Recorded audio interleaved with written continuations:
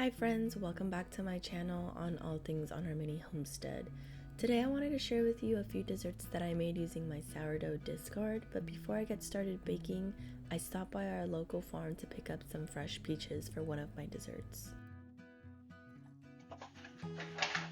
Recently I've been doing a lot of baking with my sourdough for my bi-weekly bakes that I've been doing for the past 2 months now, and with that comes a lot of sourdough discard and I just don't know what to do with all of it.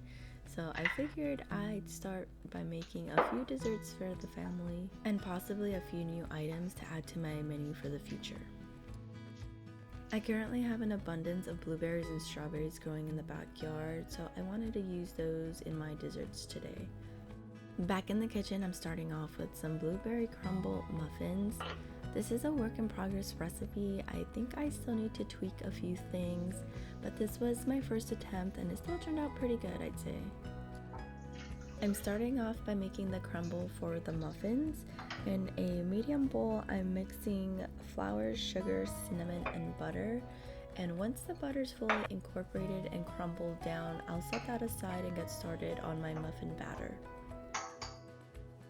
In my mixer, I'm adding in some milk, melted butter, some discard eggs, and vanilla extract, and I'll let that mix to get everything well incorporated.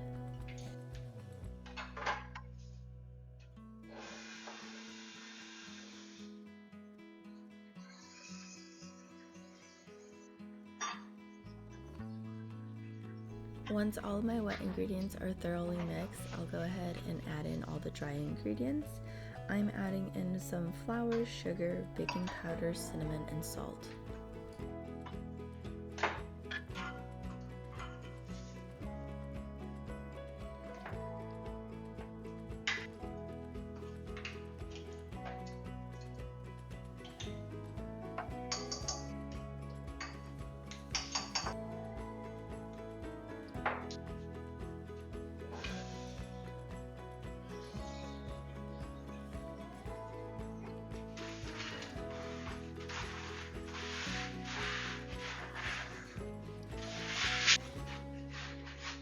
Once all of my ingredients are done mixing, I'll turn it off and set it aside, and in the meantime, I'm creating some cupcake liners out of parchment paper.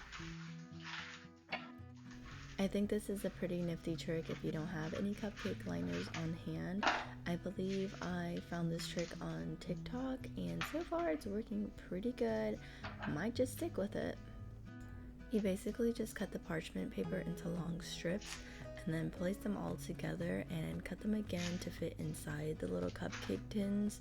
You'll end up creating a bunch of squares, and then you'll want to go ahead and create a cut on each side so that way it folds into the cupcake hands.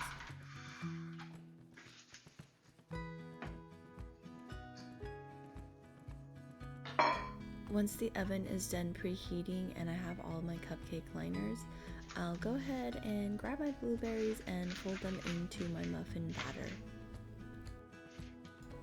Carefully, I'll spoon in the batter into each one of the cupcake liners. As you can see, the batter is a little sticky, so I do have to play around with it a little bit to get it off of the spoon.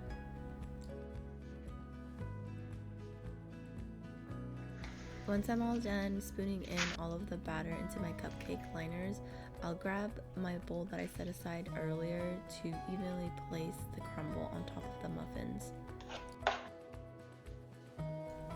So this is where I think I would tweak my recipe a little.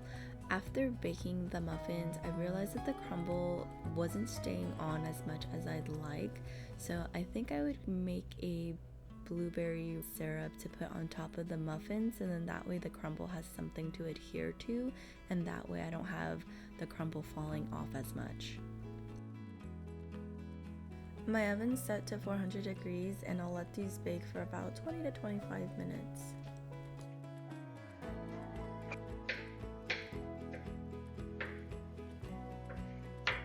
While my muffins bake, I'll get started on my second dessert, my strawberries and cream sourdough cookies.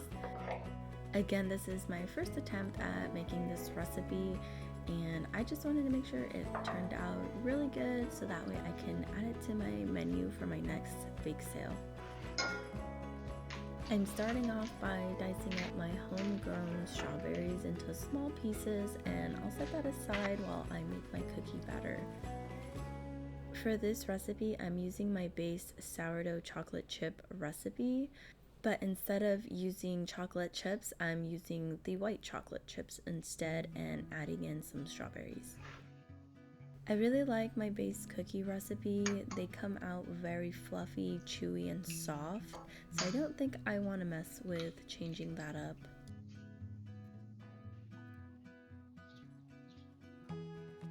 In my bowl, I'm starting off with adding sugar, melted butter, my sourdough discard eggs, and vanilla extract. I'll go ahead and transfer my bowl to my stand mixer so that I can attach my paddle and incorporate all of my ingredients before I continue adding more dry ingredients.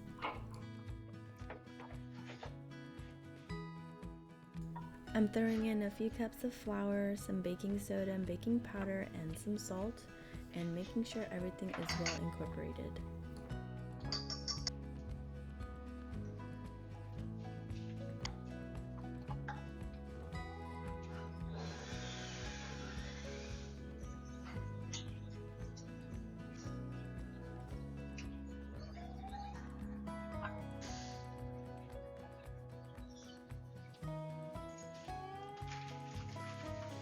Once everything's thoroughly done mixing, I'll save my chocolate chips for the last second, just because I don't want my chocolate chips to overmix and melt into the batter.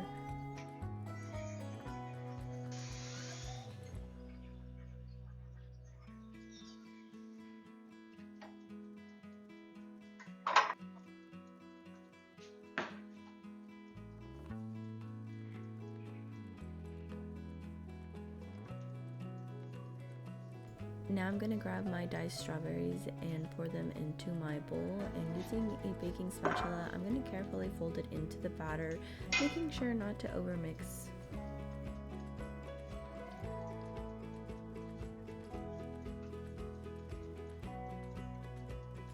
Once I'm done mixing all of my ingredients, I'm going to transfer my batter to a smaller bowl so that way I can cover it up with some parchment paper and a bowl cover, so that way I can put it into the freezer so the batter can harden up before I bake.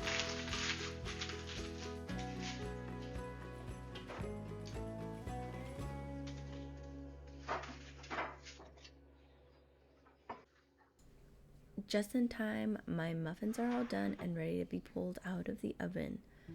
I'm just going to set them on the counter, that way they can cool down, and in the meantime, I'll do some housework before coming back to my cookies.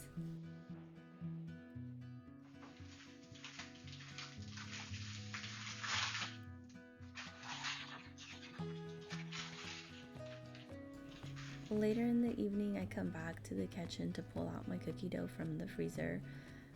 I found that freezing my cookie doughs before I shape them really helped make it manageable and less sticky.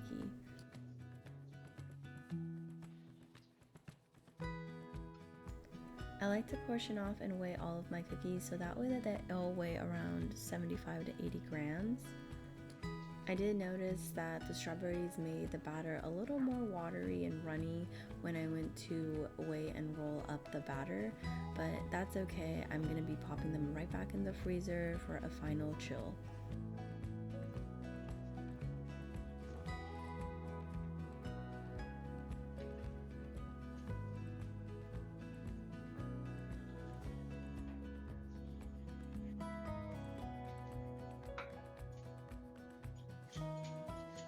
With the cookies resting, I started preparing my sourdough peach cobbler. This is one of my grandpa's favorite desserts, and this is the first time I'm using sourdough discard for the crust. I haven't made a peach cobbler in years, and I just cannot wait to see my grandpa's face when he sees it on the counter.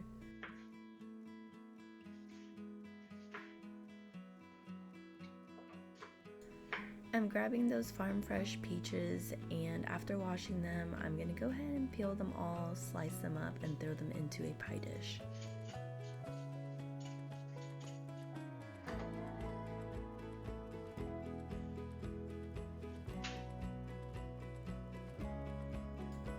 Cutting the peaches really brings out that sweet, subtle aroma that reminds me of my childhood. I used to eat peaches all the time. They were one of my favorite fruits, but lately I haven't had peaches in the house for a while. I would definitely love to incorporate peaches more into our lifestyle. I used to make a lot of things out of peaches. Like I mentioned, I used to make a lot of peach cobblers before. I used to incorporate it into my yogurts and parfaits. And one time I actually made a peach salad, and that one turned out super good. Once I progress on the garden, I do plan on bringing a peach tree so that way we can have fresh homegrown peaches.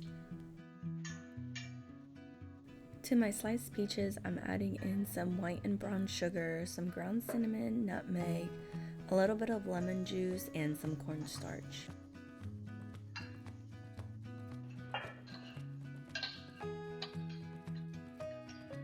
I want to make sure to thoroughly coat all of my sliced peaches with that cinnamon sugar mixture before popping it into the oven.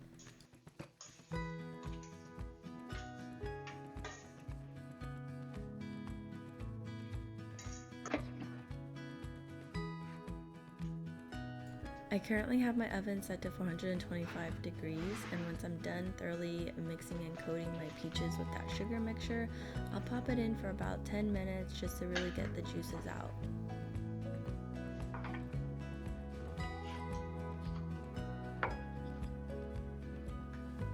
In the meantime, I'm making my sourdough cobbler topping by mixing some flour with white and brown sugar, adding in some baking powder and salt, my sourdough discard, and some melted butter.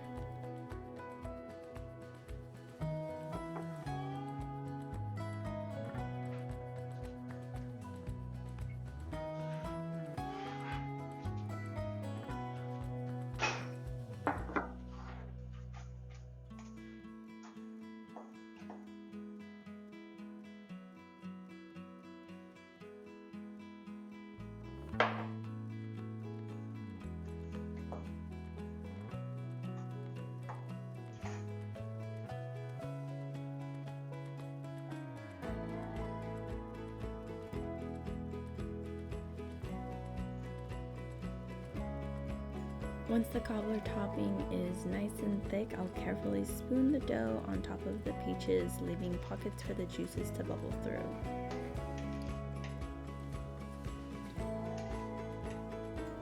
In the same bowl, I'll mix together some sugar and cinnamon and lightly dust it over the cobbler topping before returning it back into the oven to bake for an additional 30 to 35 minutes.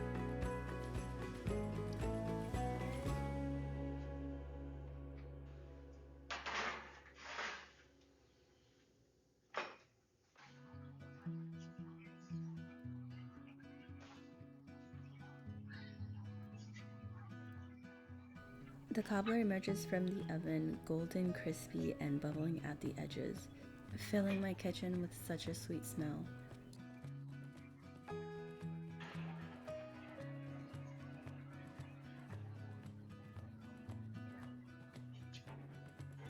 Now it's time to bake off the cookies, soft, tender, with bits of fresh strawberry in every bite. The kitchen feels especially warm and full today, both from the oven and from the simple happiness of a full baking day.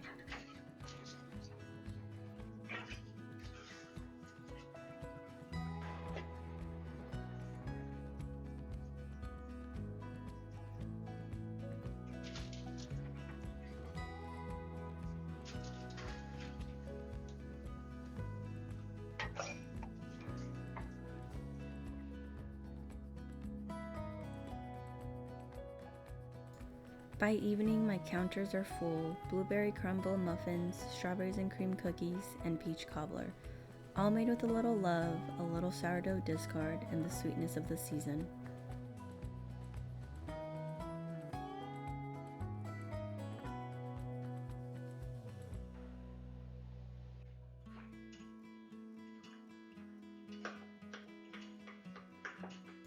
Before the day winds down, I plate 2 generous slices of peach cobbler, topping them off with some ice cream. Unfortunately, I didn't have vanilla on hand, so I had to improvise and use my Earl Grey ice cream. I highly recommend using vanilla ice cream, however, just because any other flavor really takes away from the peach cobbler, so I like to keep it simple. The cobbler turned out as I remembered, and seeing the look on my grandpa's face when he saw the cobbler was well worth it.